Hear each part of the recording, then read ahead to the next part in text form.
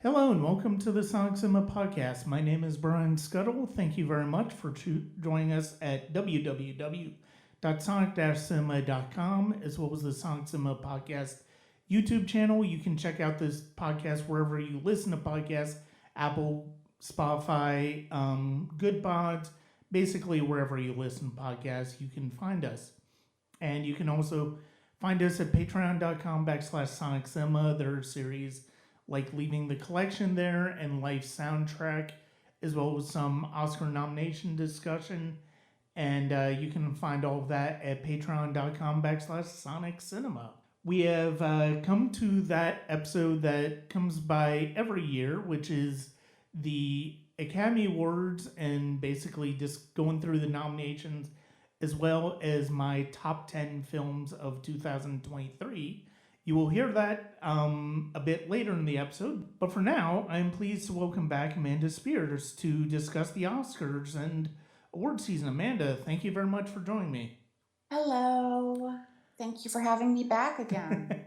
Yes, and it's funny because of the fact that we did a bit of a different episode this year back in September. Well, actually, it was back in August when we recorded. It was hot off the heels of Barbenheimer, where we kind of talked about that phenomenon as well as kind of how it was going, how it could certainly play out into the Oscar categories. And I think for the most part, there are some things that have definitely held true with that.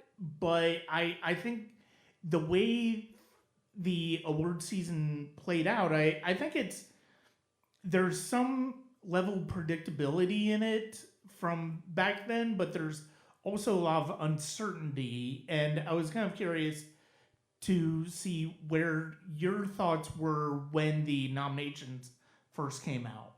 Well, I was a little surprised that both Margot Robbie and Greta Gerwig missed after getting nominations everywhere else, but they were kind of in third place, so we kind of knew that was a possibility to happen. It just is something that we see, unfortunately, over and over and over again. But Yeah.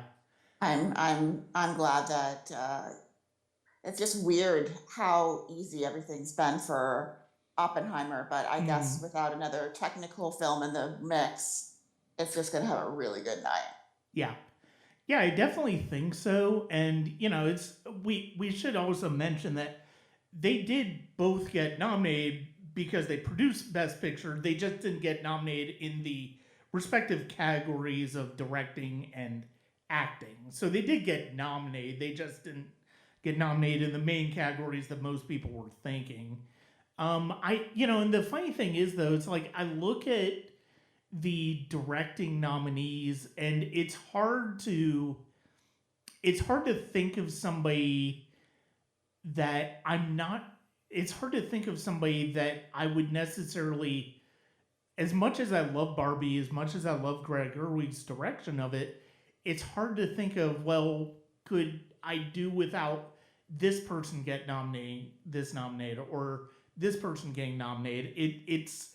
I do think that we're definitely in the mix, but there are definitely some hard choices I think that had to be made, especially in direction, and then also you can make the argument in acting as well. Well, I could do without Yorgos Lanthimos, but I don't like Poor Things, so. Mm-hmm.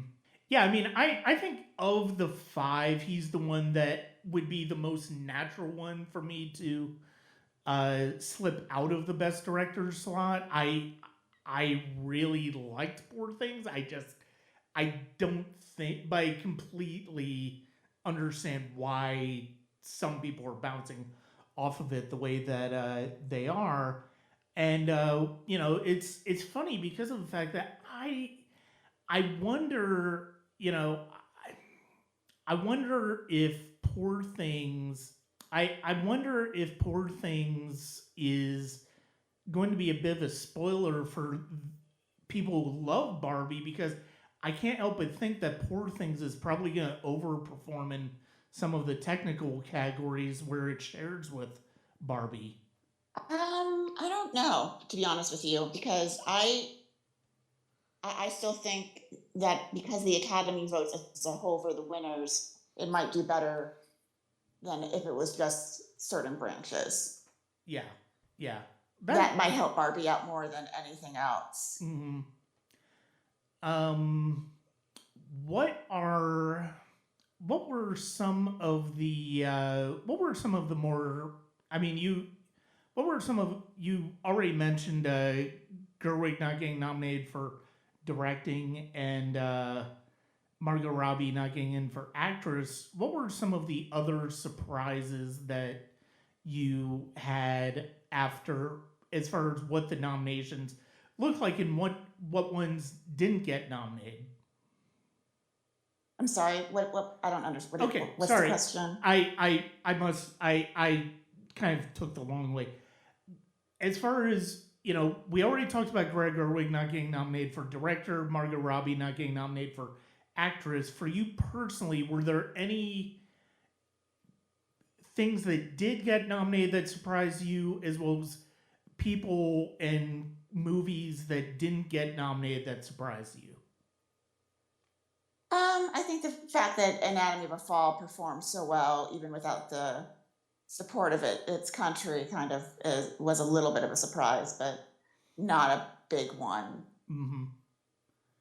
Yeah. I mean, so going into international feature for a little bit, I did want to. I'm kind of, we Zone of Interest was a movie that did exceptionally well for a foreign film at the in terms of nominations this year, including getting international feature film nomination. I mean, I understand why it's in there because of the fact that it's in a foreign language, but the fact that it's from the United Kingdom as the native country kind of surprises me. We don't really see a lot of United Kingdom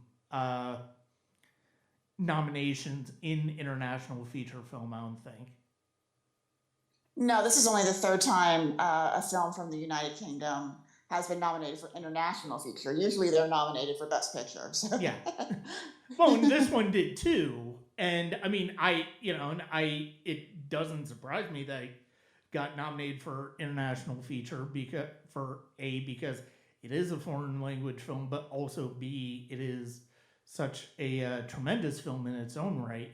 And I'm sure we'll talk about that in terms of as we start to get into the nominations.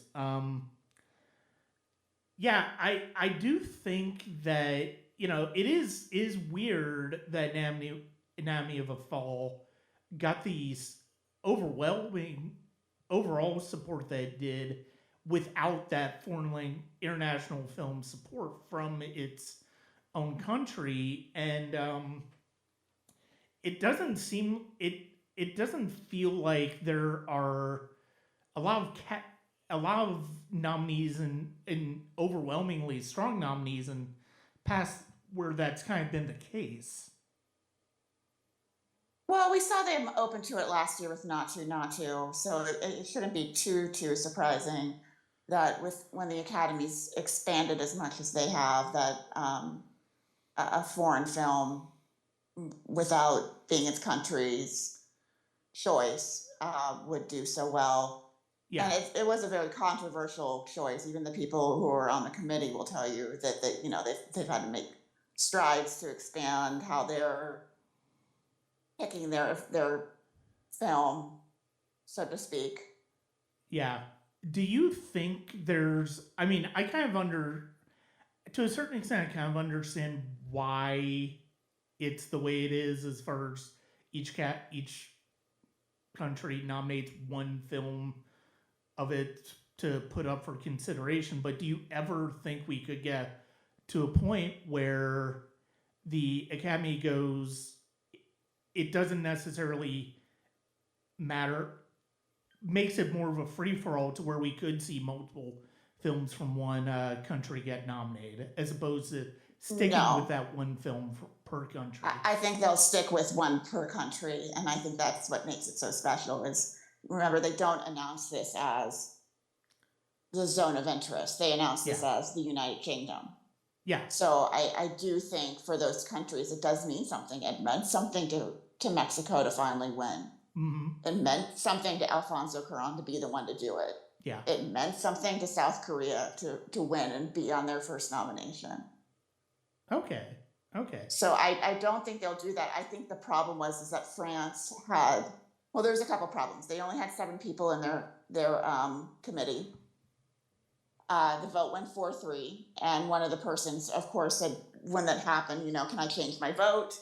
And the committee, I think, did the right thing, saying no Right. backseats. Like Right. that, yeah. No, that makes sense. No That, backseats. yeah. But then, Touye, the film was financed in France. She made a very controversial speech at Cannes, kind of biting the hand that feeds you. Hmm. Then I get that some of them are turned off that the film's half in English and it's starring a German actress. But they've made the right decision in saying, okay, 7 people is not enough to make this decision anymore. We need to go ahead and expand it to 15. Yeah. So at least they've realized, like, they've made the mistake. Hmm. So I think that's probably for the best. Okay.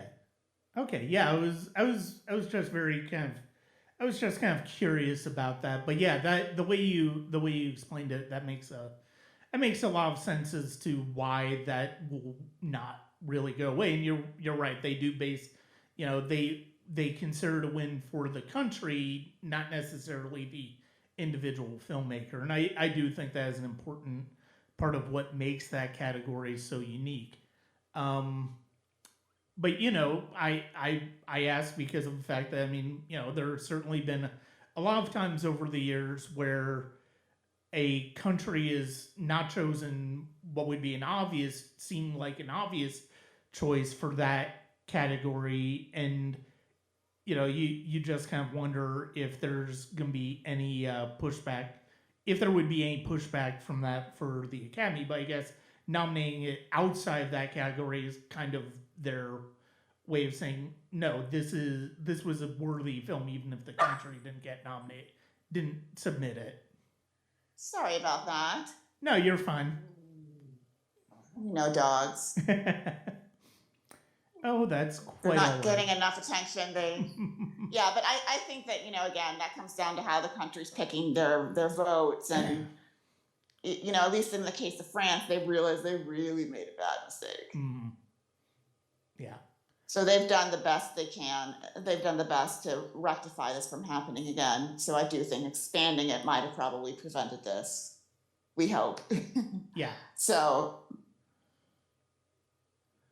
we'll just have to, no one's happier than the United Kingdom. This is very true. Although I don't know. Well, we'll get to it when we talk about that category. But yeah. I as much as I love Zone of Interest, there's another one in there that I would absolutely have loved to see win, but It's not going to happen. I know, but it's a personal preference over that. But no, I'm not going to be disappointed when Zone of Interest wins anyway. So let's go ahead and talk about the nominations. Basically, go category by category. Start with the technicals. I mean, a lot of this is going to be pretty straightforward because most of these categories are pretty much givens at this point. I mean, I think. Well, let me ask you then let me ask you this. We never do the shorts, and I'm fine with not doing them. But Yeah. live action short, is this just Wes Anderson's to lose? I kind of I haven't seen all of them, but that was definitely one that I have seen. I have a hard time believing that he's not going to win, but See, I could see them going for The After. That is on Netflix right now, yeah. and it's Well, they're got both David Oyelowo in Netflix. it. And Well, they're both Netflix. yeah, they're both Netflix, but this one was just released to Netflix right Yeah. now. So And the thing is, it's like The After. they're very different. They're very different different. films. I mean, I'm not. The After's fine. I don't know. Like I think from a storytelling standpoint, I wouldn't be upset if Wes Anderson's does win. I think it's an interesting short. I mean, it's very much a Wes Anderson film, but it's also really interesting from a narrative standpoint. Whereas I don't know if you've seen it, but there's some really I've weird. seen it. Yeah, I mean, there's some things at the beginning of that are like, what the heck is going on here? Like the narrative, I'm not sure is quite as strong with that. But I mean, to your point, I can kind of see it, but I almost do kind of think it's Wes Anderson's to lose, really. Yeah, I agree. But it's been nice that he's brought so much attention to short films. Yeah. And that is not a film he could have stretched out to make a 2 hour or an hour and a half movie out of. Oh no. And I think he does I think he does a really great job with that particular material, and finding a way to make it distinctive in the way that he makes it distinctive, but also, doing I think to a certain extent doing it justice. So let's start with Yeah, and I know people have said that he's got more resources than everyone, but he still has to work within the confines of that 20 minutes. I mean, Yeah. just because you can get all the stars in the world to do something, because, let's face it, Benedict Cumberbatch is probably thinking, like, it could lead to a bigger Wes Anderson film. Absolutely. I'd say there's no one he can't get at this point when I saw Tom Hanks in one. So it's like, Oh yeah. yeah. Yeah, very much so.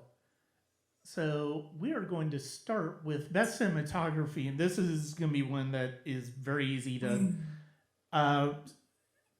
figure out at this point. Nominees are El Conde, Killers of the Flower Moon, Maestro, Oppenheimer, and Poor Things. If Oppenheimer were not such a very well locked in choice at this point, do you think there are any of these that could have had a chance to surprise? Probably Killers. Mm-hmm. I think that's Killers is probably in a lot of these categories the runner up. Yeah. But yeah, I mean, Oppenheimer has just run away with this, and I'm okay with that. It seems like everybody who's worked with Christopher Nolan for a while is finally getting an Oscar. Yeah. Yeah, very much. And no, I mean, it's Oppenheimer's just sensationally shot, and the way he uses the frame in this movie is just phenomenal. So costume design, we have Barbie, Killers of the Flower Moon, Napoleon, And Oppenheimer. Go ahead. Oh, sorry. I'm trying to think if this will be his first Oscar or not. I think this is. I think he's been nominated before, but I don't think he's won. Yeah, I'm just pulling that up before we move on, because it is interesting when you see all these people who just seems like everybody involved in this film is going to win an Oscar, which usually does not lead to the best ceremony. No offense. No, this one's probably going to be one of those where it's so much of his, basically known ahead of time that, it's going to be, it could be kind of a bore, much like the one we had 20 years ago when Return of the King basically swept everything. No, they did sweep 13 for 13. So Hoyt van Hoytema, he's been previously nominated for Dunkirk, but if he wins, this will be his first win. So costume design, we have Barbie, Killers of the Flower Moon, Napoleon, Oppenheimer, and Poor Things. I'm going with Barbie. Yeah, I mean, that's ultimately my choice as well. This is one of those categories, though, where I can almost see Poor Things be a spoiler for it. just because of I the mean, fact that Poor Things won BAFTA, but I think that, I mean, first of all, that was a British film, yeah, technically. And also, I do think that the Academy voting as a whole will help Barbie. yeah, yeah, very much so. Film editing, Anatomy of a Fall, The Holdovers, Killers of the Flower Moon, Oppenheimer, and Poor Things. I know that you and I both said in that in between episode after Barbenheimer that Jennifer Lame should definitely be winging this for film editing, and it's exciting to think that that might actually happen for this. Well, I mean, I wanted it to be either Jennifer Lame or Thelma Schoonmaker, and it's going to be Jennifer Lame. This is her first nomination, Mm-hmm. so that's incredible. I'll be happy for her. So, Yeah. but still, it's just, yeah. I thought, you know, it would have been nice to see Thelma win her fourth and make history in doing so, but that's not going to happen. No, no, no. It, And you know, it- costume and production design are two categories that, you know, if you're picking one to win, you know, if usually if you win one, you will take the other. So Yeah. it is interesting. But I think again, because Poor Things was a British film, you have to take that into account when it did so well at the BAFTAs. mhm. Yeah. Was how much was that was just flag waving, and how much of it was actual. Mm-hmm. So I mean, I'd be curious to see. I can see if we got a glimpse of what the ballad would be like. I almost feel like Anatomy of a Fall would probably be third, just because of the way that is put together, especially during the trial scenes. I don't think it would win costumes, not costumes. No. Oh no, it's not even nominated for editing. I'm talking Oh, about sorry. editing. Yeah. I was looking at costume design still. Sorry, my list is not the same list as yours. So I'm like, oh, I need to scroll up. Sorry. For editing, yeah, I mean, I think, yeah, it is. It's like a classically done film. Mm-hmm. I agree. I can see how that would be third, but yeah, this is one of these years where it's either or, but there's just not enough momentum for Yeah. Killers to overtake the box office that Oppenheimer got, and the fact that he made a 3-hour movie where people were like, "Come on!" Mm-hmm. Yeah. Oh no, yeah, I agree. Jennifer Lame is gonna win, and she is she deservingly so, because it was a marvelously edited film. So we are going to do makeup and hairstyling. The nominees are Golda, Maestro, Oppenheimer, Poor Things, and Society of the Snow.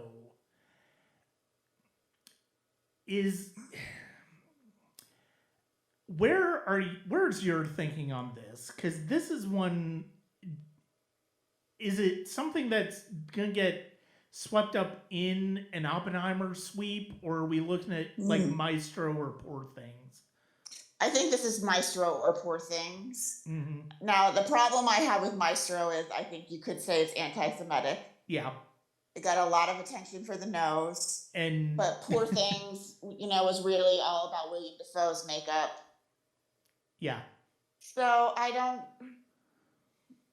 keep going back and forth on this because I really hate Poor Things, but I think I am going to go with Poor Things because it did win BAFTA. mm-hmm. Okay. But I might switch to Maestro. It's one of those two. I don't think Oppenheimer is anywhere near in this. It's really one of those two. Oppenheimer was not showy with its makeup, and I think that's to its credit, but also it's, you know, I do think to a certain extent when you are thinking of makeup and hairstyling, you're looking at something that makes a visual impression. And to your point about Maestro, yes, I do think that nose made a very negative impression on a lot of people, rightfully so. So yeah, I mean, it's gonna be interesting because I'm kind of with you. There's I mean, obviously, Poor Thing, so much of it is Defoe's character, but at the same time, do I see Maestro as overcoming that anti-Semitic feeling about the nose? And that's another thing entirely. Going to best production design, we have Barbie, Killers of the Flower Moon, Napoleon, Oppenheimer, and Poor Things. And honestly, this is one of, I feel like this is probably one of the strongest categories for this. One of the strongest bits of nominations for this category in a long time. Actually, there's not really one that I look at and go, really? Why did that get nominated? I mean, I can see at least 4 of these winning, and I'd be like, okay, I'm down. I get why it won. And the other one being Napoleon, where it's like, okay, it's impressive, but I'm not quite sure why that won.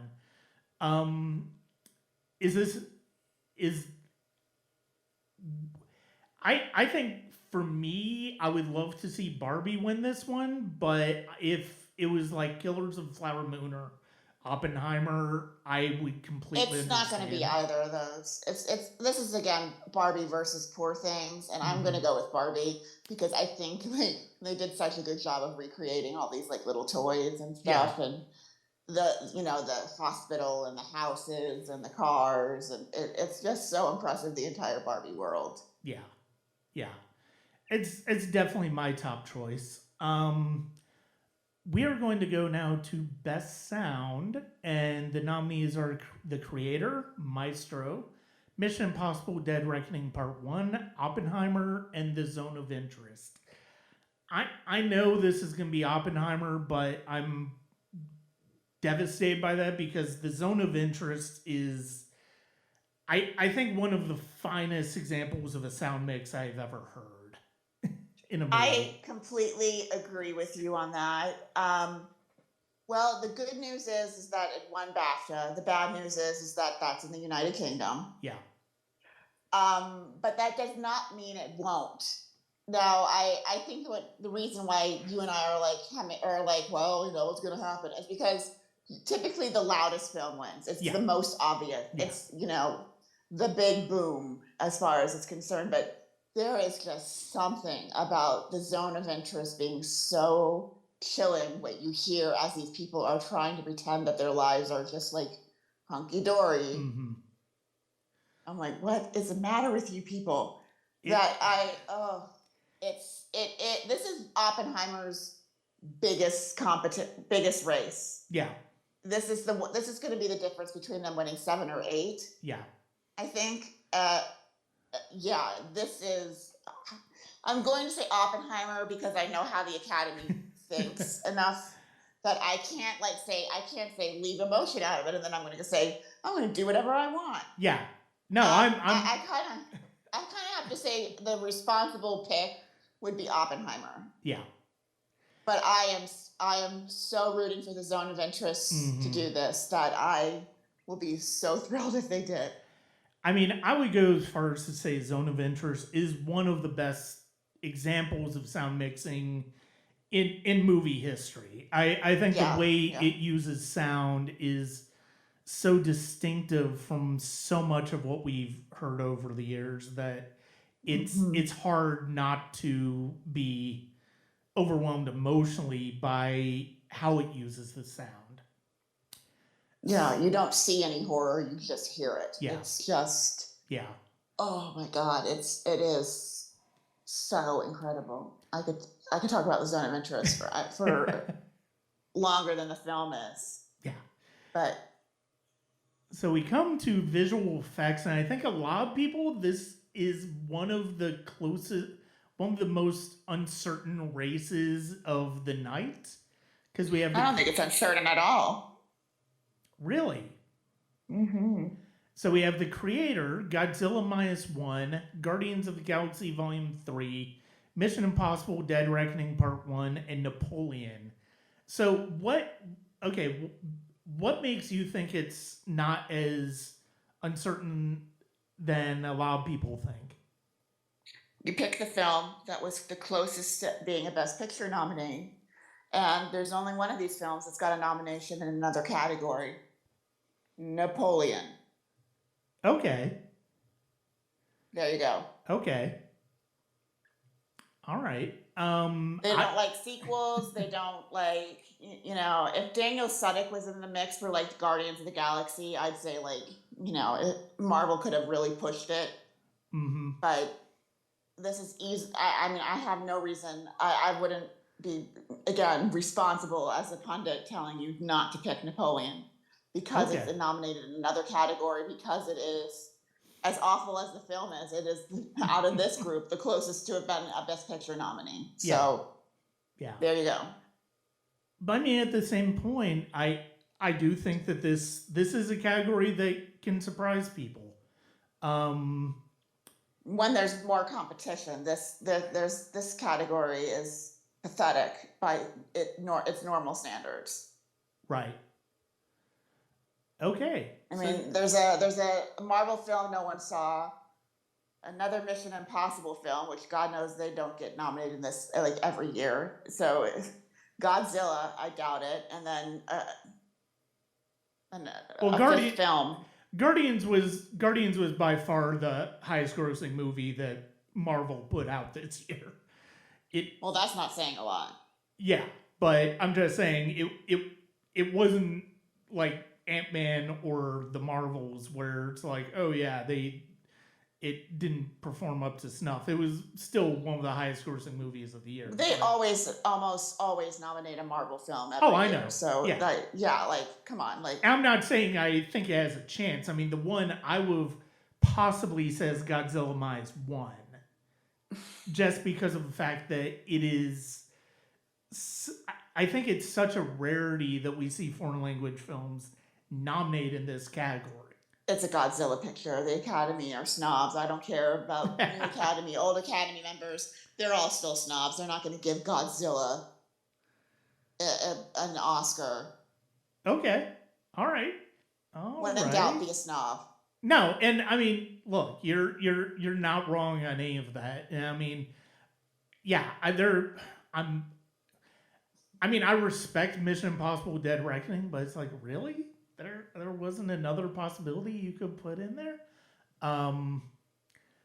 But it is one of the few categories where Oppenheimer's just not in the running. So It wasn't eligible, so it didn't make the short list. So. Yeah. But that's okay. Those people already have 3 Oscars. So that is not a group of people you should be feeling sorry for. Yeah. No, I mean it's gonna be nice to see. It's gonna be nice to at least see something going to something that is not like Barbie, Oppenheimer, or Poor Things, where in those categories.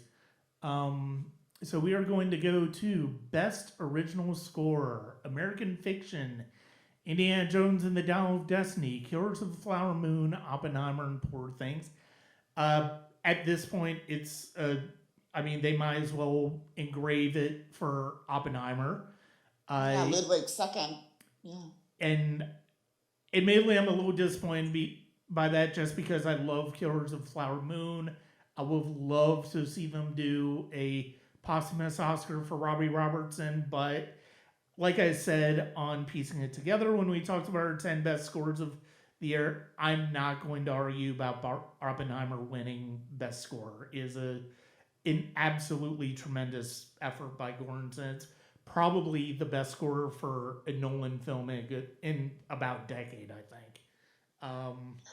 Yeah, I agree with you on that, and God, it's just a shame because Killers just was so good. It deserves to be more than an afterthought in a lot of these categories, but it is really Killers versus Oppenheimer, and Oppenheimer has all the momentum, all the advantage going for it. So Ludwig's second Oscar. Yeah, and I mean,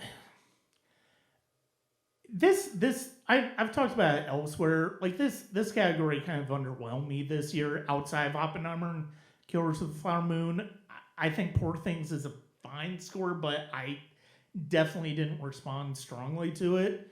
American Fiction's a decent score, but I just I don't remember that score much at all. And then John Williams is just going to get nominated because he's John Williams at this point, and whether he has a shot at all. And as much as I love John Williams, he didn't deserve a nomination for this one, but it is what it is.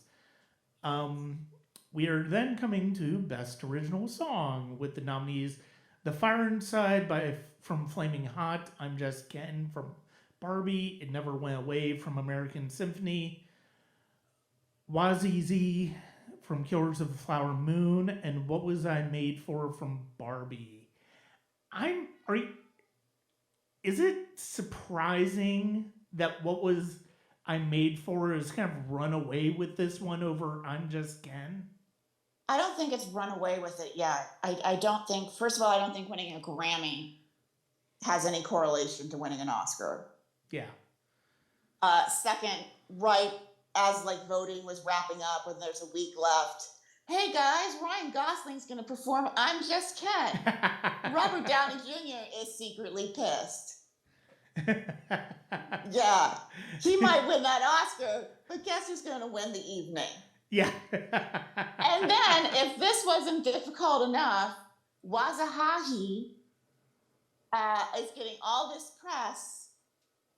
So if the Barbie votes split, Killers of the Flower Moon might pick up song. I think it's not I would put it second. Okay. Because I could see how, it's performed in the Native American language. I don't remember which one it was, so I'm not going to say. Right. But they've gotten a lot of press. There's been a lot of write-ups about it.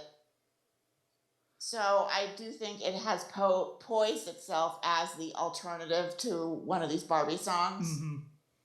And it is possible that "What Was I Made For" could, there could be people in the Academy going, Billie Eilish is way too young to have 2 Oscars. Mm-hmm. This is just ridiculous. And then, if that was "I'm Just Ken" doesn't have enough votes, that A Song for My People just sneaks off with it. Yeah. So this one is a little closer than we thought it was going to be. Mm-hmm. But I think that good for Killers for getting it out there and Yeah. Posing themselves as this and Lily is what they're going after. Because it I will say, I mean, it is a really great song. It is a really great song for that movie. What Was I Made For did win the Golden Globe as well. So there's another. Yeah, and that doesn't really. Well, and "I'm Just Ken" won the Critics' Choice, so that's not going to really. Yeah. They're both awarded by groups that have no overlap. So, I mean, that's nice to say, but it's still yeah. Yeah. Not gonna help you. Yeah. So we are going to go now. We're going to move away from the technical categories. We're going to start getting into the other categories. Let's start with animated feature, which I think in a way is a bit closer than I think a lot of people expected, but I'm actually kind of glad it's closer. It's The Boy and the Heron, Elemental, Nimona, Robot Dreams, and Across the Spider-Verse. And it's closer in the sense that I think there's still a way that either Boy and the Heron or Across the Spider-Verse can win. I'm predicting Boy and the Heron. That's ultimately where I'm leaning towards as well, just because Across the Spider-Verse, obviously the first one won an Oscar. And you know what?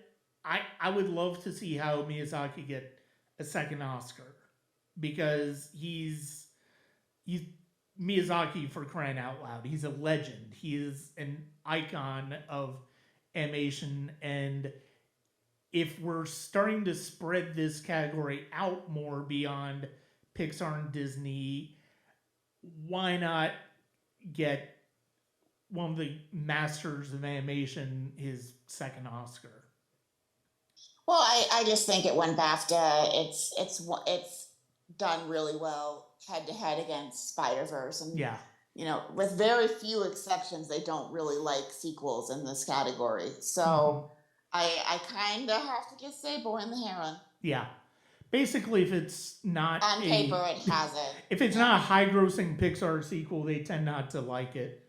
Or Um, Disney. hmm? Or Disney. Yeah, that's true. Yeah. Documentary feature film Bobby Wine, The People's President, The Eternal Memory, Four Daughters, To Kill a Tiger in 20 Days in Mariupol. And 20 Days in Mariupol. That sounded like To Kill a Mariupol. Tiger 20 Days. Yeah. I'm like, wow. We can take a little pause. Yeah, 20 Days in Mariupol. It's the most relevant at the time. There you go. Yeah. Yeah, I will admit. Easy peasy. I will admit I have not seen any of the documentary nominees this year. I've been really. They're depressing. It's been hard to catch up on some of these. International feature film, we've already touched on this. It's basically going to be Zone of Interest, but the nominees: Io Capitano, Perfect Days, which is my personal pick because I love that movie. Society of the Snow, The Teacher's Lounge, and Zone of Interest. Zone of Interest has the Best Picture nomination. It has multiple other nominations. It would be a stunning upset if it loses. And here's why it will win, and you can just use this as paper, and someone like me is upset. Since they've had an international category, if you are nominated for Best Picture, remember there used to only be 5. Yeah. You're nominated for Best Picture, and you're also nominated for International Feature, you always win International Feature. Yeah. So the Zone of Interest already has this locked up. Now, I've been saying, and I've said on your podcast before, oh, we're getting closer to 2 international features being in this category. So, like, if Anatomy of a Fall was here, we'd have a real race in our hands in this category because they'd both be nominated for Best Picture, and I would finally have seen this. And I'm so pissed because we were like millimeters away from that happening. And I'm like, son of a... Yeah, so for now, like, Zone of Interest, you can thank France.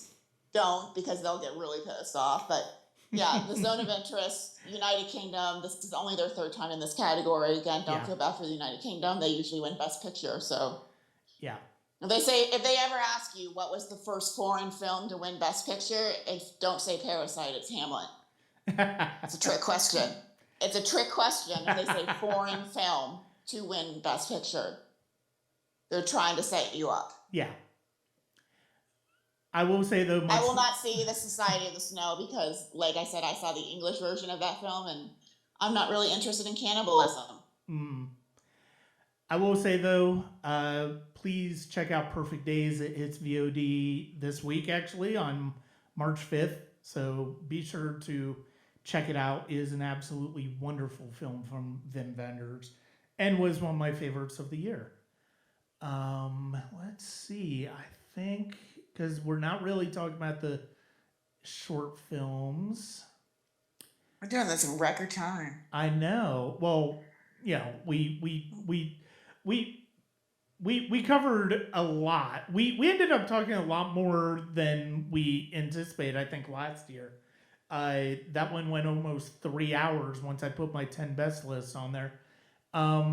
So we are going to the Writing Awards, and we're going to start out with Adapted Screenplay. And it's funny because of the fact that this, if you look at the nominees, you could say, oh, well, maybe, this could be a race. And then you consider how much American Fiction has kind of run away with this and go, wow, that ended up not being as much of a race as possible as it was.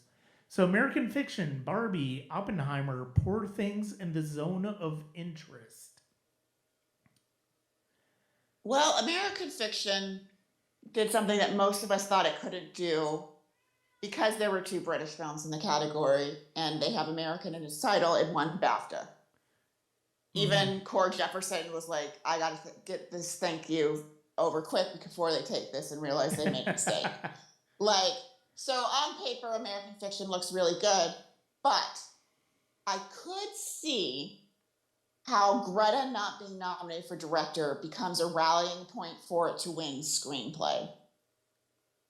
So I don't think this is a sewn up, because if it were just the writing branch, yes, American Fiction, it's about a Mm, writer. It makes sense. We saw kind of the same thing with Black Klansman, yeah. where it had not won anything until the Academy as a whole got to vote. And it was like, well, let's give Spike Lee an Oscar. Yeah. So I could see how Barbie takes this, because I don't think it's a done deal. But yeah, I'm kind of leaning towards American Fiction because it looks good on paper, but Yeah. I do think Barbie, it's closer than anyone wants to believe.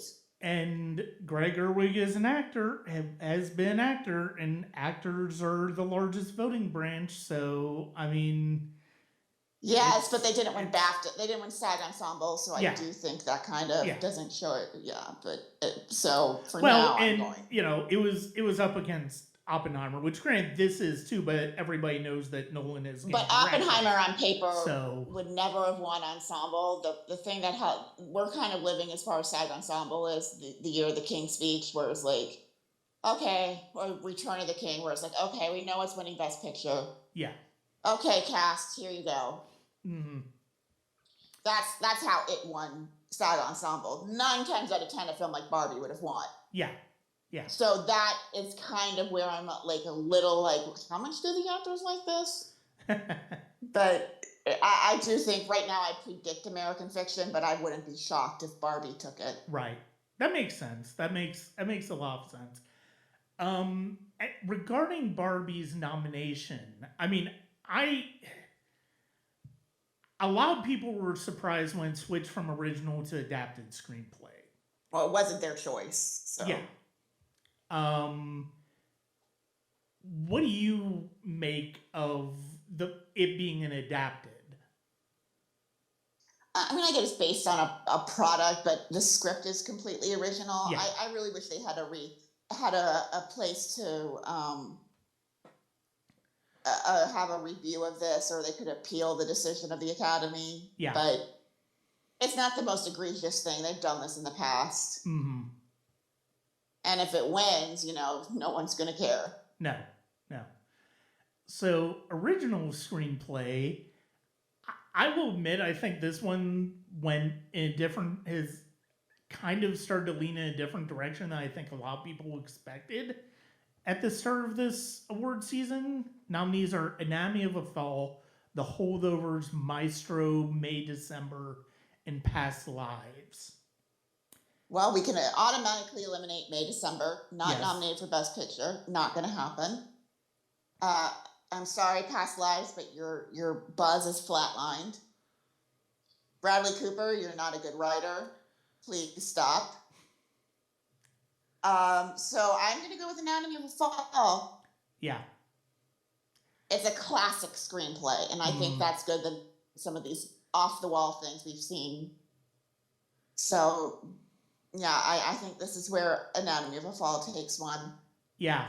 And the funny thing is, it's like, I do think, I think a lot of people expected Past Lives at the start, and then maybe Holdovers as a possibility, especially if Giamatti wasn't necessarily going to win.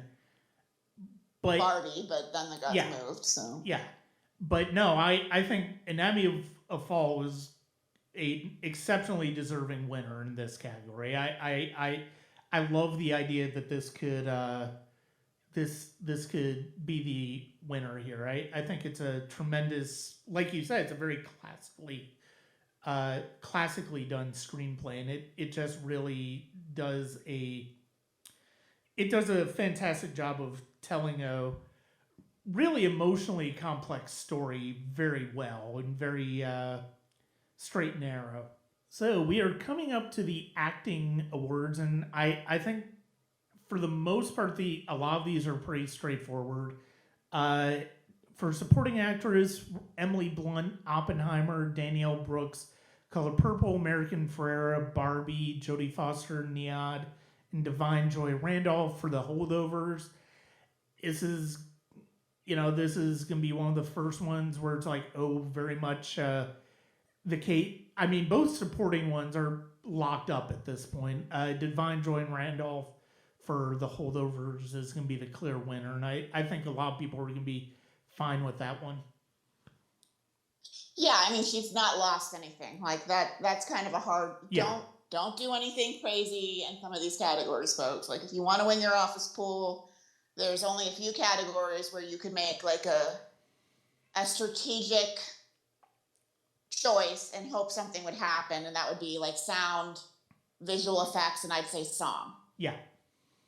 The rest of those you're going to want to play them safe, even if you're not saying costume design and production design are going to go to Barbie. If you switch to Poor Things, that's still a pretty good choice. Yeah. But don't do anything nuts in this category. This is going to Davine Joy Randolph. Full stop. None of the other four have a chance. I'd say the number 2 would be Jodie Foster, and that's probably on the strength mostly of True Detective during the voting time. Yeah. Because she was so good at True Detective. I actually forgot before we get too deep into the acting, I did want to ask you, going back to writing a bit, what was it? Why did WGA move their awards so late this year? It was a strike, but the WGA awards.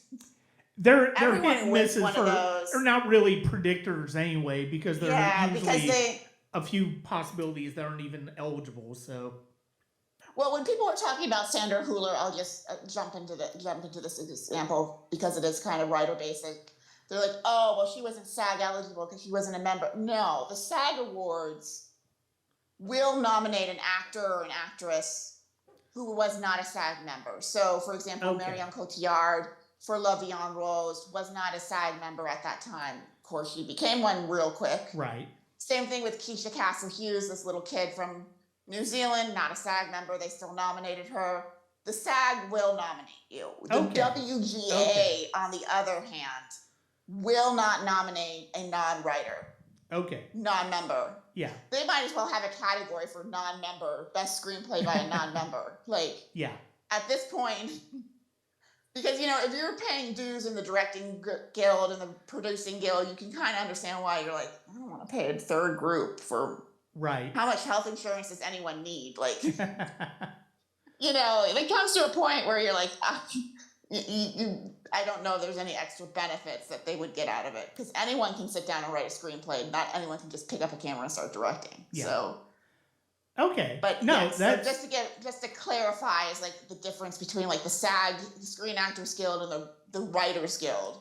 I did not necessarily think about that. So that's actually good to know as we're going through these categories. That is very good information. I didn't even think about the strike being an impact factor, just because SAG kind of went off as usual. And, their strike started later and ended a bit later. So we're going to supporting actor. And then, again, don't overthink this one. Relatively great category. Sterling K. Brown, American Fiction. Go ahead. I was going to say, if you find a review that says so-and-so's winning, do not listen to them. If they say it's somebody other than what we're about to say. Yeah. They're lying to you. They don't know what they're talking about. You've reached the dark end of the web. They don't know what they're telling you. Yeah. Sterling K. Brown, American Fiction. Robert De Niro, Killers of the Flower Moon. Robert Downey Jr., Oppenheimer. Ryan Gosling, Barbie. Mark Ruffalo, Poor Things. Just, again, put in pen, engraved the Oscar now for Robert Downey Jr. for Oppenheimer. Yeah, this is going to be Downey Jr.'s. Hopefully he gives a better acceptance speech than he did last time. He's going to win the Oscar. Gosling's going to win the night. So, yeah. But I just still am flabbergasted that Robert De Niro has not received more attention, because I just thought he was it's so masterfully it brilliant was in this performance. it's his best performance since the 90s. It is such a tremendous piece of work from him. And yeah, he was absolutely phenomenal in Killers of the Flower Moon. It was a fantastic performance from him. He's so brilliant in this film. I mean, you like him, but you know you shouldn't, and Oh yeah, it just it warps your brain. absolutely. So that brings us to Best Actress. Well, let's get Best Actress. This one's the only one that's got Okay. any. Yeah, you're right. You're right. No, you're right. So we'll go to Sorry, I'm Actor- not trying to ruin your show. no. You're fine. I mean, because of the fact that, let's face it, of the remaining four categories, it's the only one with any degree of suspense left. Yeah. Actor in a leading role: Bradley Cooper, Maestro; Coleman Domingo, Rustin; Paul Giamatti, The Holdovers; Cillian Murphy, Oppenheimer; Jeffrey Wright, American Fiction. I would like to go on record. Amanda, I do apologize for sending you a DM over Twitter after I saw Maestro and like, oh yeah, Cooper's definitely winning the Oscar. I definitely like, think you're Cooper's high. going to win the Oscar for Maestro because, oh my goodness gracious, has this award season not gone the way he clearly thought it was going to go? That movie's awful for starters. That didn't hurt. Yeah, I mean, this is Cillian Murphy's. He's once he won SAG, I'm like, well, full stop, it's done. Because I figured he'd win BAFTA. I thought SAG would go to Giamatti. Yeah. So once they agreed to it, it's like, nope, it's over, it's done. Yeah. So that narrative of being, Nolan's longtime actor is really worked out for him, and he gives a good performance as Oppenheimer, a very tortured performance. Mm-hmm.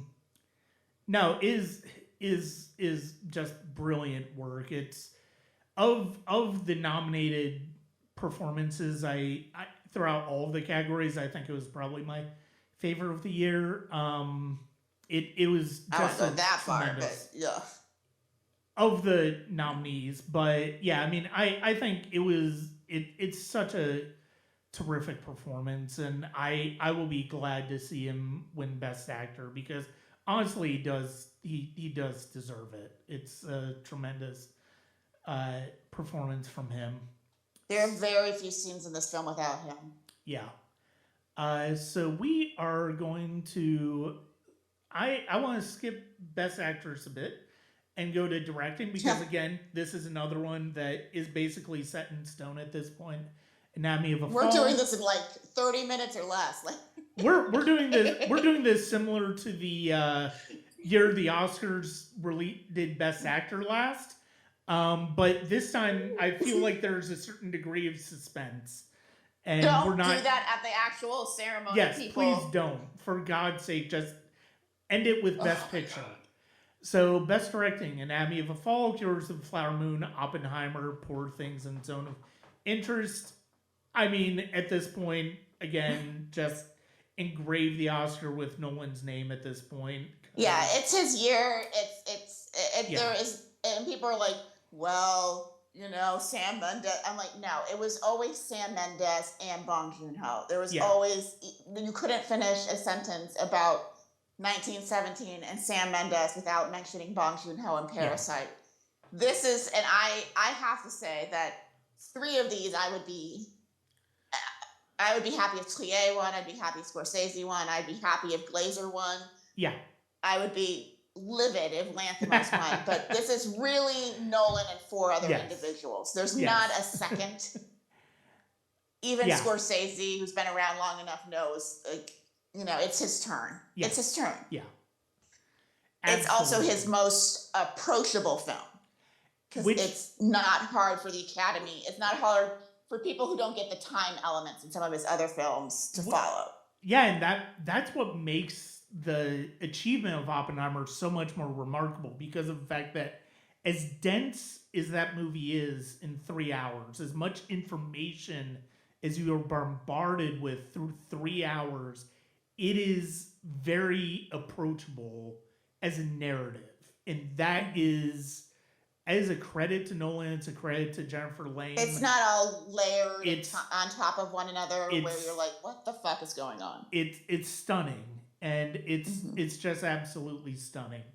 So we're gonna move to Best Picture because again, this is one that is basically set in stone at this point. American Fiction, Anatomy of a Fall, Barbie, The Holdovers, Killers of the Flower Moon, Maestro, Oppenheimer, Past Lives, Poor Things, and The Zone of Interest. And But what a great 10. Let's before yeah, we say it, let's just say what a great 10. I don't yeah, like Poor Things, but you know what?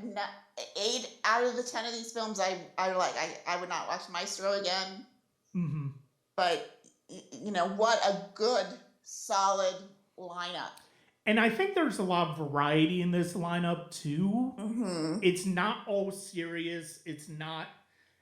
There's a good amount of silly movies in here, or a little bit of comedy in here, which I think is, the Academy gets, the Academy gets criticized rightfully to a certain extent for not really nominating comedy. I think that's kind of changed since they went to 10, up to Did you see the 10. Zone of Interest article about Spielberg calling it the most important Holocaust film since Schindler's List? I'm like, well, that basically guarantees Oh yeah, it's Oscar. exactly.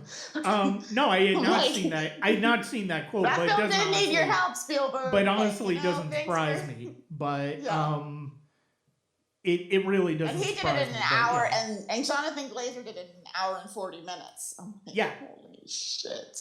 which is absolutely mind-boggling. But no, this is And we have a really Christmas movie. We have a Christmas. They yes, never The nominate Christmas Holdovers. movies. Yes. How charming to have a new Christmas classic. It's so hmm sweet. We never see Christmas. I mean, there's certain things you never see. You never see children movie. You never see Christmas films. Yeah, So there is really usually there's something for almost everyone in this list. It's a really good list. it is. It is. Oppenheimer's gonna win. Yes, absolutely, it is. No, I mean it was. I think a lot of people, I would have been surprised. I mean, you don't want to call your shot too early in the year as far as Best Picture because obviously things can change. But I think a lot of people, myself included, I think we're very comfortable saying that yeah, Best Picture is probably going to Oppenheimer this year.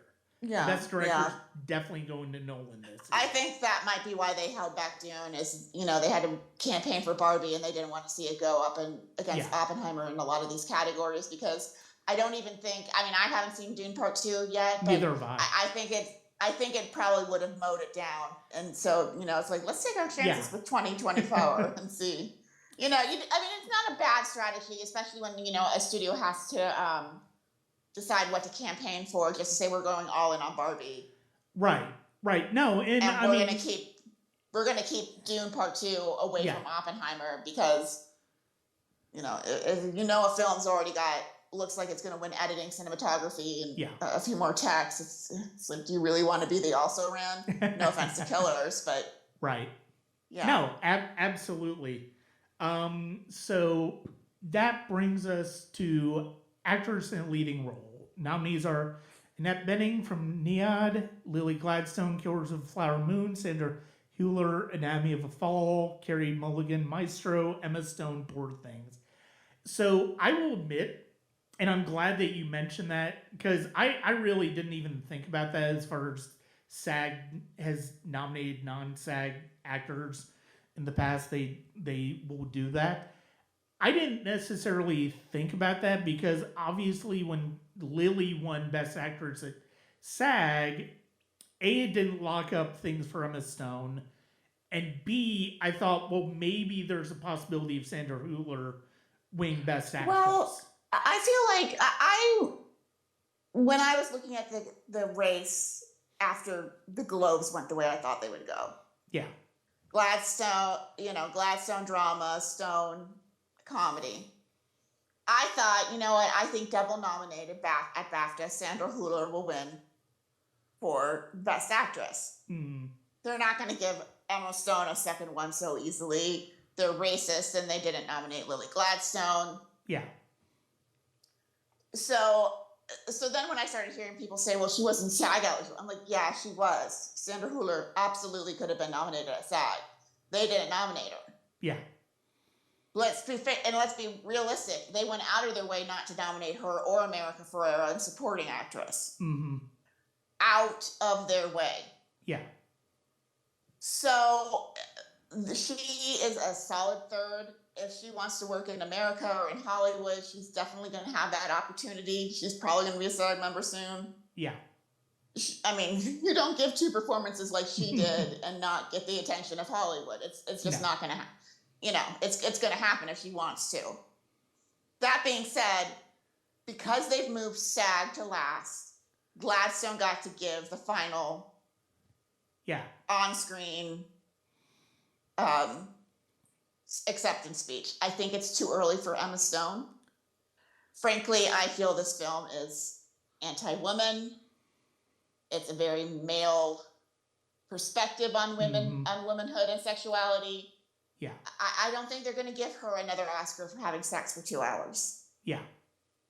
So I get why people don't think Lily Gladstone belongs in this category. I don't agree with it because she is the part of the film. She is at the center of it as far as like what is going on, and the circling closer and closer and closer to her. Yeah. I think they made history last year with Michelle Yeoh, and they had such a positive night. I think they're going to do it again. Mm-hmm. I mean, Leonardo DiCaprio, he has been such a good sport as a gentleman, campaigning for her. De Niro, the same. I think this is where we're going to see Killers take one, and it's going to be an award to a Native American or a Native person, an Indigenous person, excuse me, has not won an Oscar yet. Graham Greene was the last Native American to be nominated. Mm-hmm. And that was, of course, for Dances with Wolves. Yeah. This is Gladstone's. This is where we're going to see some history, and we're going to have at least a little bit of a race. But I think this should go to Gladstone. I agree completely. I want to say on the idea of this being category fraud, of, oh, she's a supporting character. To your point, she is the heart of the movie. She may not have... as the wolves are circling and the walls are closing in, it's on her. She may not have more screen time than DiCaprio does. She may not even have as much screen time as De Niro does. But like Anthony Hopkins in Silence of the Lambs, when she is on screen, you cannot take your eyes off of her. And she leaves when she is not on screen. We're always thinking about her perspective, and that is why she should have been lead actress. And I absolutely agree. She needs to be the winner here. I love Emma Stone. I agree. She's gonna get another chance. She'll have other chances, whether actor, lead, or supporting. I mean, she's been nominated for both over the years, and I mean, it's a Lily Gladstone. I mean, it's another tremendous performance in a Scorsese film. His actors have gotten plenty of nominations and plenty of wins over the years. This is another crowning achievement for him in terms of directing actors to Oscars. And this is just honestly the best performance in this category. I mean, just flat out. I was like I said, I was kind of going back and forth. Well, maybe this opens the door for Hüller, but no, to your point, like, I think it's gonna be Gladstone. I think they're gonna, because of the fact that the film is not really going to win anything else except theoretically best song. I think this is where you give it that win, and deservingly so. It's for the most part, this is gonna be kind of to your point earlier, this is going to be kind of an uneventful ceremony in terms of surprises. And there are times where it's a good thing because of the fact that you're going to get to see the people who, you kind of feel like should be giving awards, giving their final award speeches of the year. And, it's always interesting to see I what hope they say that, under those lights. But yeah, I hope Randolph and Downey Jr. give better acceptance speeches. They've been good. They haven't been great. I think Downey Jr. I feel like a lot of it is with him has been. I think to a certain extent that's just kind of been his personality, what we're used to him being like. He's more capable than what he's done. Yes. Oh, I agree, and I do hope that under the lights of Oscar, I do hope that we do get something that is stronger from him than what we've gotten so far. But yeah, it's gonna be quite a year, and this was quite a year for movies in general. And Amanda, thank you very much for once again joining me to get ready for the Oscars. This is like the quickest we've ever done it, but it's also like the most uneventful. So yeah, I mean, like last year we kind of were coming up with hypotheticals of, oh, this could happen, oh, this could happen, oh, this could happen. Well, there was a lot category. more up in the air last year, but yeah, this is one where like if you're reading someone's predictions and using them to make your office poll, and they're telling you that it's not Murphy, Randolph, or Downey Jr., don't listen to them. No. They're not a credible source. Yeah. And there's they're only just 3 categories that you could make a prediction that is a little, again, visual effects. You could go out on a limb with song, maybe, maybe makeup. Yeah. Between 2 but yeah, this is not the no. Some of these races are not the places to make like bold predictions. No, it isn't. And no, this is definitely the quickest that we've gone through them. But to your point, there's always next year. Yes, when we'll be probably based on what some people are talking about Dune 2 in just about every category. But we will see. Maybe not. You never know. We'll see. But no, Amanda, thank you very much for joining me. And thank you for having me again. Where can people find you online?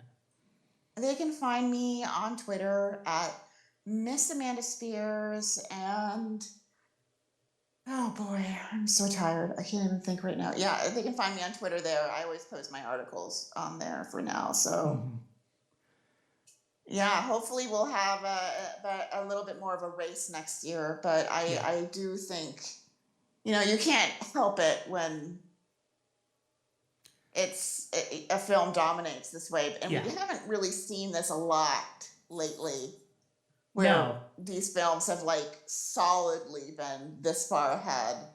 I mean, even where you're like, okay, and even like Everything Everywhere All at Once won 7 awards. But even then, I don't know that there were a lot of people that were necessarily saying, "Oh, well, it could win." I think I had 6 of the 7. So yeah. But yeah, you can find some of my articles on Awards Radar. But still, I think last year it was like 6 out of the 7. But yeah, I mean, you could make a bold prediction and pick Zone of Interest over sound over Oppenheimer and sound. Sometimes they do I could see how an Academy member, if I was filling this out and I'm like, okay, Oppenheimer, and then I get to sound, I'm like, to hell with it. I'm voting for the Zone of Interest. Yeah. I know Oppenheimer's gonna win, but I really love the Zone of Interest. We do see that sometimes. They do that do give us that every now and then. So yeah. It's not out of the realm of possibilities. That is one of the closer races that Oppenheimer's in. Yeah, very much That so. is predicted right to win right now to predict it to Yeah, win. That one is the closest, maybe with Best Actor, I would say. yeah. No, The I rest would they're agree with that. far out ahead, far Yeah. out ahead. Hmm. Giamatti is probably closer than we think. The Zone of Interest is breathing down its neck because that is a sound Yeah. accomplishment. Hmm. Like my friend watched the film last night and her first thought was this should win best sound. Like, Hmm. yeah, yeah, Yeah, yeah. absolutely. But People don't usually say that when you see a movie. Like no, not one of the no, no, categories. not at all. You don't usually walk out of a film thinking, that should win best sound. And we follow this stuff, and I don't even think that way. Well, I mean, it's rare. It's rare that you have an experience like that, a sonic experience like that, that is just so overwhelmingly dependent on the sound mix that you would naturally think that. I mean, there are certainly movies over the years that I love that have had great sound mixes, but it's like, yeah, did I necessarily think about that immediately watching it? No, I didn't. But it's hard to deny with this one. Yeah, it is really hard to deny. Which again, if you're filling out a ballot, I could see how it could help the zone of interest if they're like, okay, Oppenheimer, Oppenheimer, Oppenheimer, Gladstone, Oppenheimer, Oppenheimer. To hell with it. Yeah, I love this. I love the zone of interest. Maybe there's one category where they do vote with their heart. They're not just on autopilot and they go, you know what? I'm just going to vote for Oppenheimer because I think it deserves it. yeah, no, absolutely. But yeah, Amanda, thank you again for joining me. It's always a pleasure to talk to you, and we'll definitely do Thank it. you for having me. Yeah, we'll definitely do it again in the future. There's always next year. Yep. The Indeed. 97th Academy Awards as we get closer to the 100th. I'd like to thank Amanda once again for joining me to discuss the Academy Awards, to discuss the nominations, and to basically go through what this year's been. This has really been a terrific year for movies. There are still quite a few that I've not caught up with. I haven't done nearly as much Oscar catch up this year as I should have because on the kind of my new job. But what I have caught up with is actually quite impressive. And we come to the moment in this episode where I will unveil my official top 10 list of 2023. And this is something that I'm really glad that I started to do this, to leave my top 10 until the Oscars and reveal my favorites, because I do think my favorites, when I reveal them at the end of the year, is more reflective of my movie going taste, but also it just kind of makes sense for me to, with as much as I tend to have to catch up on, to do my best when the Oscars come out. That just kind of makes a lot more sense. I mean, if you've seen as many of, if you can say you've seen the vast majority of the major films of the year, I mean, certainly doing a top 10 list in December makes a lot of sense. But if you can't, doing it this way, I think, is much more representative of what you're going to be, what you can honestly say you probably enjoyed this year more than anything. And this has there are some pretty terrific films that I really liked that wouldn't necessarily make my favorites, but they were ones that I definitely, or my best, but they're ones that I really wanted to make mention to in this episode. I wanted to talk about Ride On with Jackie Chan. I wanted to mention the documentary River. Wanted to talk about the Netflix movie Love at First Sight. Wanted to talk about Polite Society, Guardians of Galaxy Volume 3, Blackberry, Violet Butterfield, Makeup Artist for the Dead, a great short film that I saw at Renegade this year: Stag, The Creator, Megan, The Lesson, with terrific performances by Julie Delpy, Richard A. Richard E. Grant, and others. Other People's Children, The Unknown Country, Sakara, Shin Ultraman, Elemental, Wonka was a huge surprise. Content, The Lo-Fi Man, great short I saw at the Atlanta Film Festival.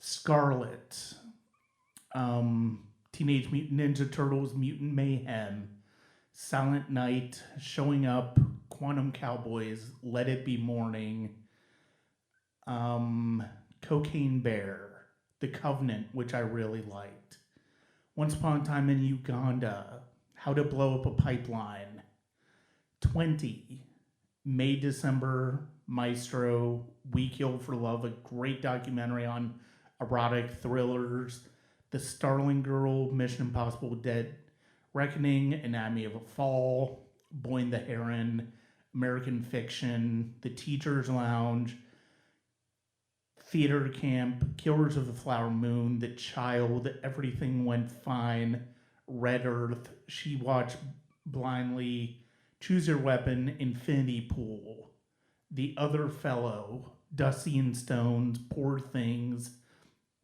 These are all movies that were a bit below my 4-star ranking, but nonetheless were movies that I absolutely love this year and are noteworthy this year for one reason or another. And many of them showed up on my favorites, some did not, but they're all terrific films.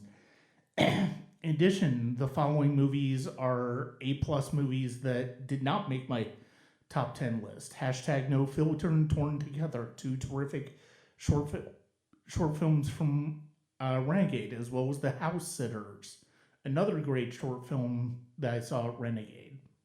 Give Me an A, Moon Garden, Wilder Than Her, Desara, still a Michael J. Fox story, Chipper, and Barbie. All of these have been on my top 10 at some point during the year, but they just ended up not making the cut. And the thing that is interesting about this year for me is that the top 10, my top 10 ended up being a pretty top heavy collection of films. Several of these films are Oscar nominated. Some are not, but they easily should have been. And they're all movies that just absolutely floored me in one way or another. So without further ado, we are going to get to my 10 best films of 2023. Number 10 is actually the last movie that I've seen from 2023 in terms of my big Oscar rewatches, and that is Jonathan Glazer's The Zone of Interest, which follows the family of a Nazi soldier who is in charge of Auschwitz. And we only hear the sounds of the concentration camp while they make a life for themselves next to Auschwitz. And it's a completely harrowing film. It is, I think, easily Glazer's best film as a filmmaker. I do need to rewatch Under the Skin and Sexy Beast again at some point, but I can imagine rewatches on either of those achieving the level of just earth-shattering brilliance that we get in Zone of Interest. This is a film that is a masterclass in how to use sound, and it's absolutely extraordinary. And I think as the years go on, it will definitely take its place among the best and most heart-wrenching films about the Holocaust that we've gotten. And it is just a tremendous film. Number 9 for me is Celine Song's Past Lives, which is just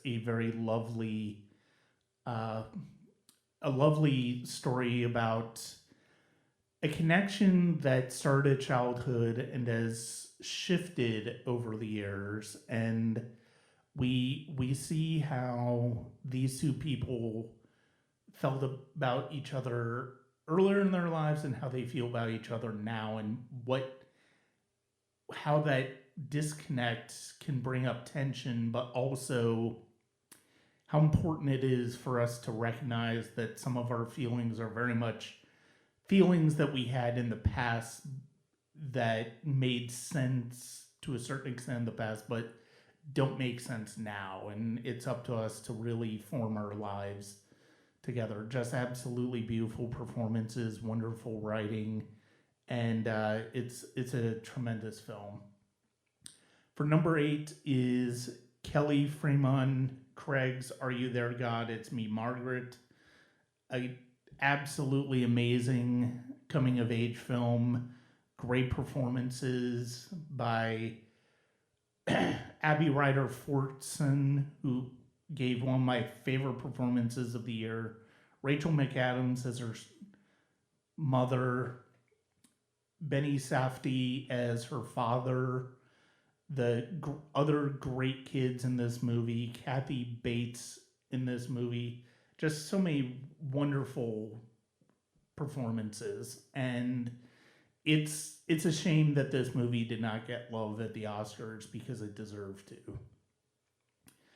Number 7 is Spider-Man Across the Spider-Verse, and it's funny because of the fact that as much as I love Peter Parker as a character, I think I'm becoming more and more engaged with Miles Morales through the Spider-Verse movies. And I love the fact that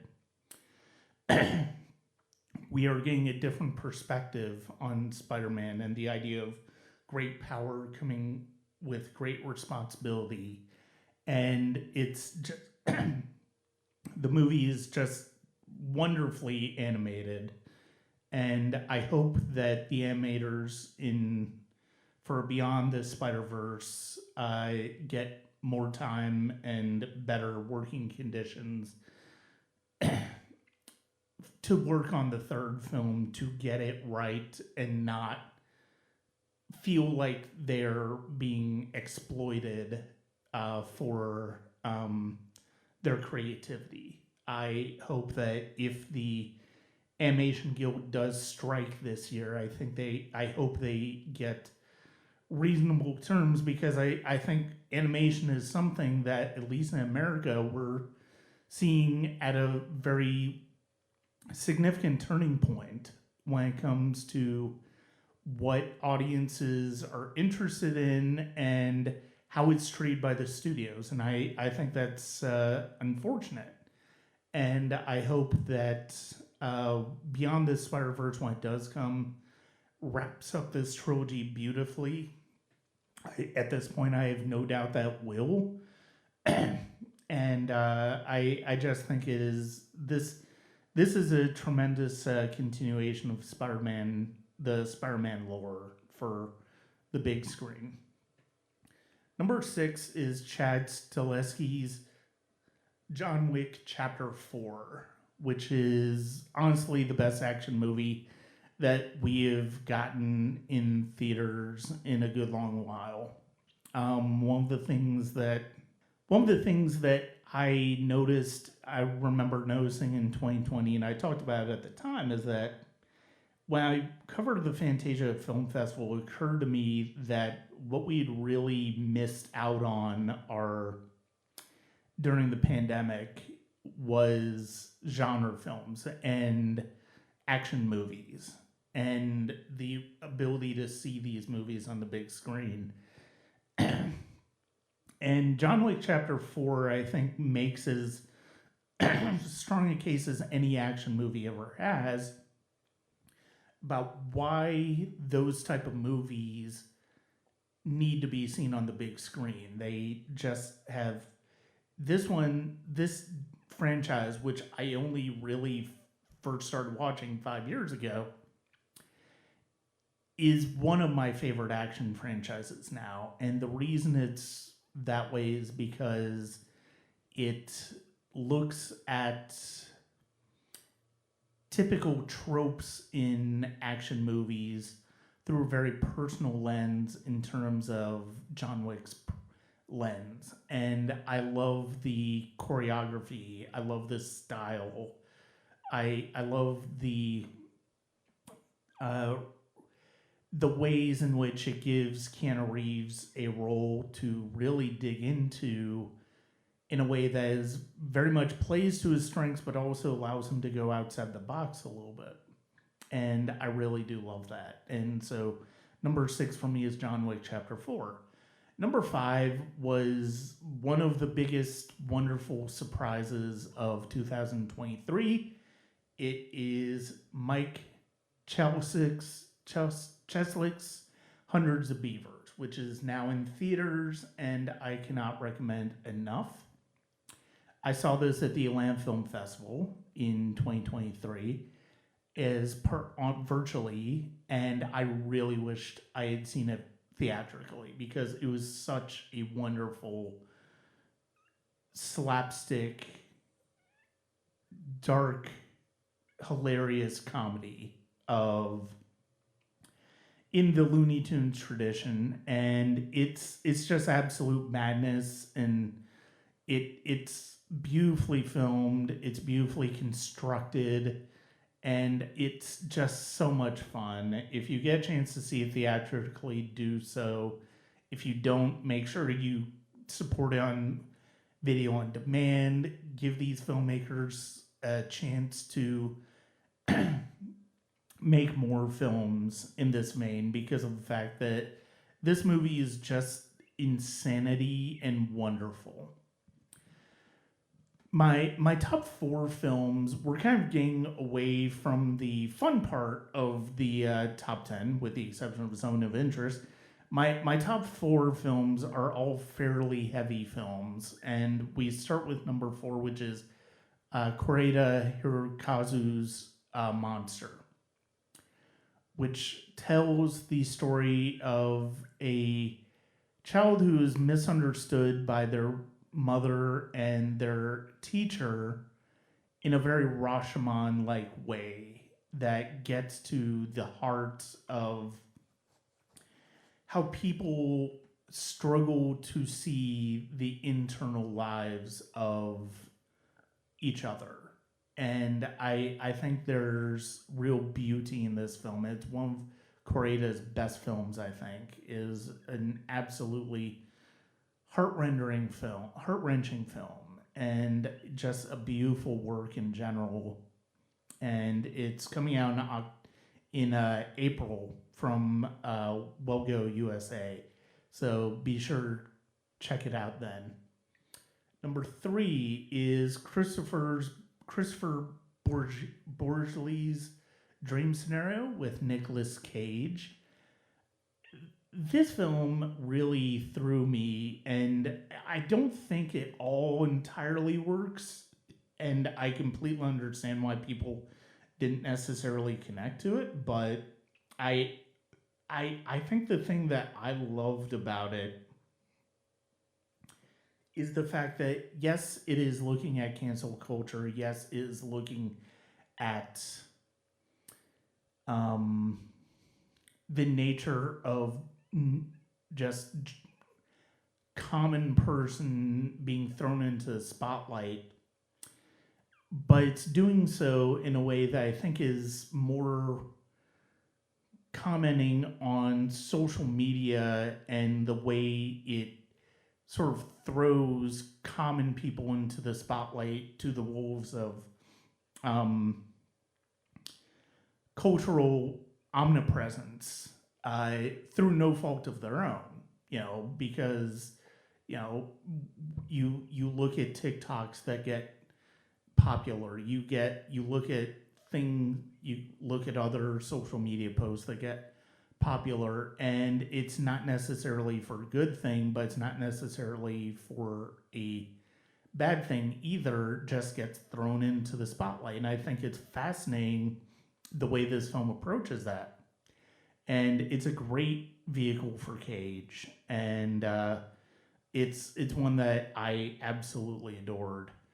Number 2 is Wim Wenders' Perfect Days, which I saw on New Year's Eve and was my last film of 2023. And oh my God, did I need this movie in my life. I love this movie. I haven't been able to stop thinking about this movie, about a toilet cleaner in Japan who's just going about his day, and several of the different characters and family that he's having to deal with.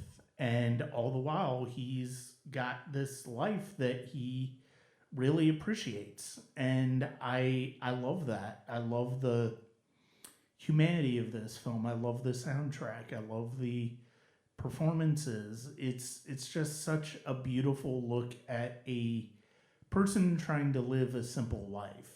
And I think all 4 of these movies in my top 4 all are examples of central characters whom